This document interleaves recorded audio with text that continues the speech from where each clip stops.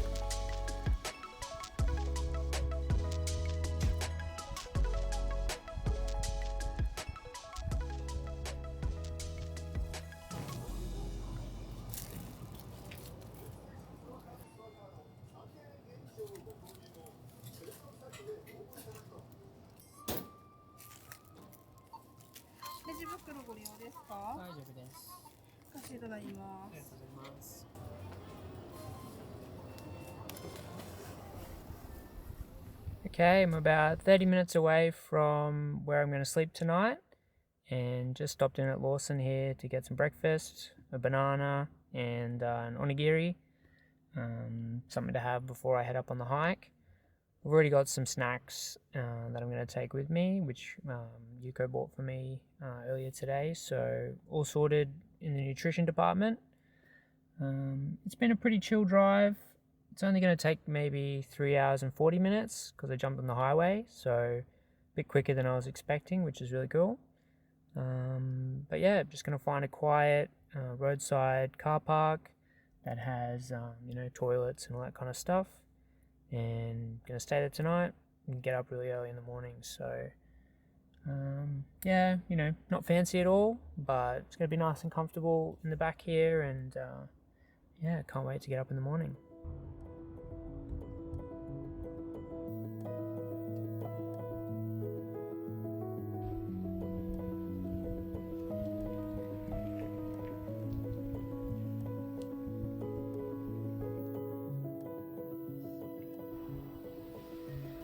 Made it to the car park. This is the crib for the night. I'd be sitting up, but we're a little tight for headspace at the moment. But it's comfy. It's almost 8 o'clock, so probably read my book for a while and then try and get some sleep, but I doubt I'll sleep too heavily. Temperature's pretty nice. I do have these like bug curtains in case I do need to open up the windows, but otherwise I think we'll be pretty toasty. Well, not toasty, be nice and cool in here at least. And then I'll get up maybe 4:30, 5 to get to the roadway for 6, which is where I'll start my hike. So yeah, I'm just gonna settle in here, read my book, and chill out. But yeah, I'm really enjoying this trip so far. Kind of going on a solo adventure, doing something that's a little uncomfortable, a little out of the ordinary. I found myself becoming very resistant to getting out of my comfort zone recently, staying at home a lot, just kind of doing stuff that's easy. And I look to these kind of hiking ultra events or adventures I'm doing as kind of an outlet and a way for me to push myself and to do stuff I'm not really confident doing, and doing so in the hopes of it becoming something that I can do and enjoy and something that I do feel comfortable doing. So in the past, like moving to Japan and stuff like that, in the macro sense is jumping out of your comfort zone, but kind of in the day-to-day micro stuff, I'm just kind of lazy, I guess, and I'm willing to do stuff that I don't want to do. So this is kind of a mix between the two, but yeah, I think it's something I needed to do. Got to push yourself, got to get out there, and ultimately you really enjoy it. So looking forward to tomorrow, but so far it's been fun anyway, even though it's just been the drive. So yep, we'll get settled in and try and get some sleep.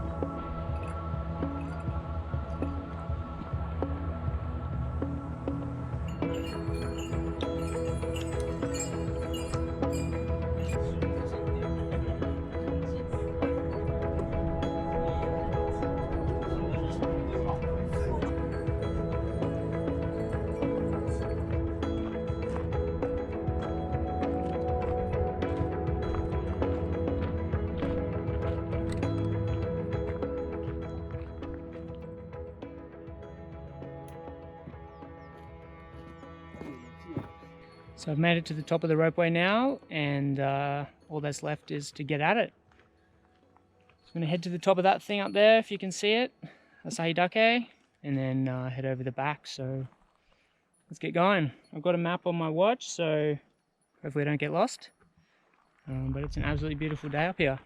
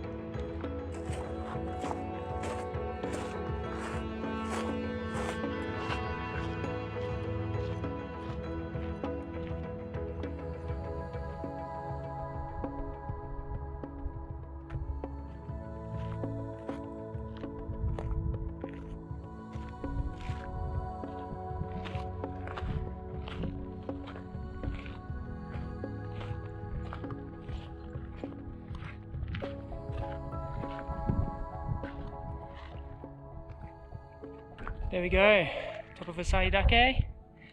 Now onwards into the unknown. Haven't gone over the back before, so this will be a new adventure.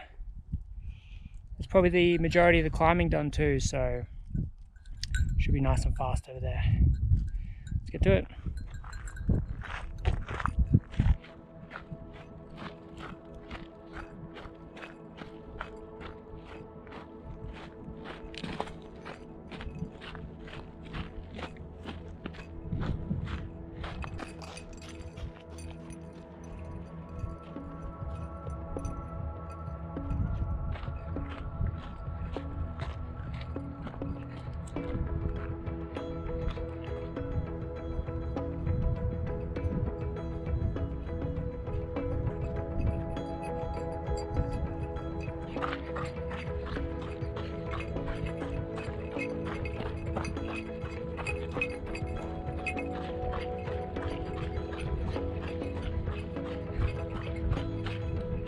Some views.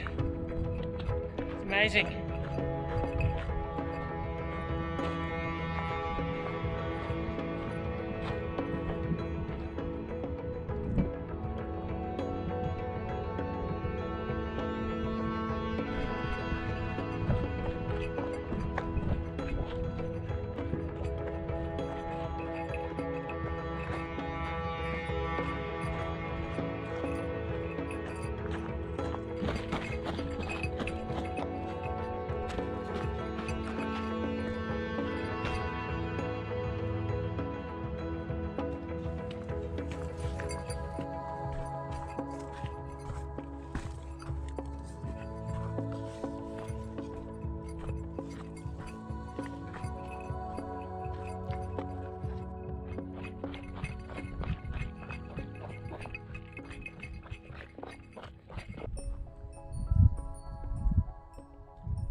Still a bit of snow over here.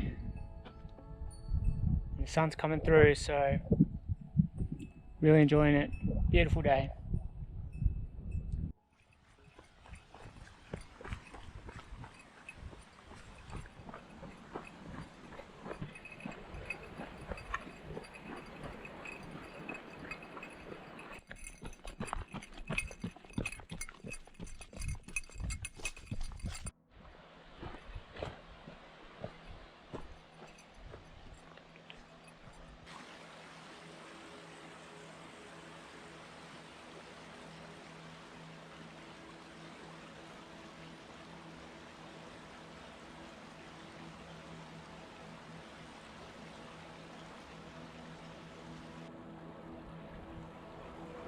Whoa, that was hairy.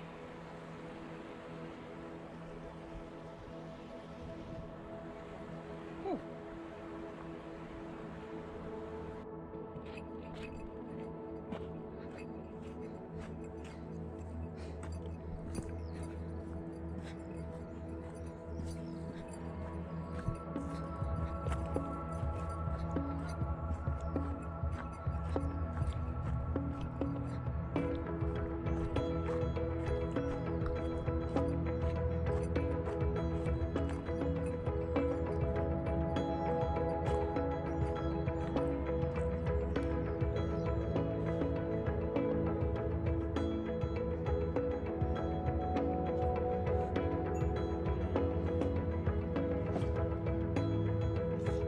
Okay, so made it here to Kurodake, the halfway point.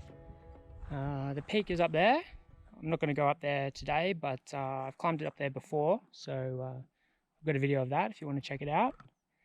And I'm going to find my next route home, which I think is this way, and head back. The sun's coming out, and it's certainly heating up, so probably don't want to stay out here too long. But otherwise feeling pretty good, so let's keep moving.